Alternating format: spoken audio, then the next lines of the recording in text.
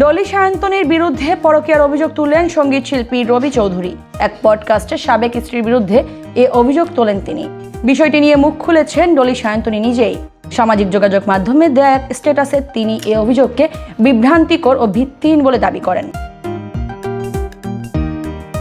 রবি চৌধুরী দাবি করেন, তার স্ত্রী ডলির ফোনে দুলাভাই নামে সেভ করা একটি নম্বর থেকেই তার সন্দেহের শুরু। বিষয়টি নিশ্চিত হতে তিনি ডলির অভিভাবকদের ডেকে নম্বরটি যাচাই করেন। তখন জানা যায় ওই নামে তাদের পরিবারের কোনো দুলাভাই নেই। পরে সেই ব্যক্তির সঙ্গে ডলির প্রমাণ পাওয়ার পরই তিনি ডিভোর্সের সিদ্ধান্ত নেন বলে জানান।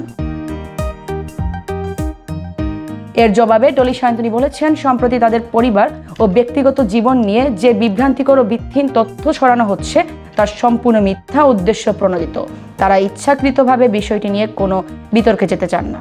সম্মান ও আইনের প্রতি আস্থা রেখে পরিস্থিতি পর্যবেক্ষণ করছেন বলেও উল্লেখ করেন তিনি। স্ট্যাটাসে তিনি আরও বলেন, ব্যক্তিগত বিষয়কে অযথা আলোচনার বিষয় না বানানোর আহ্বান জানাচ্ছেন তারা। তাদের নীরবতাকে দুর্বলতা ভাবার কোনো সুযোগ নেই বলেও উল্লেখ করেন তিনি।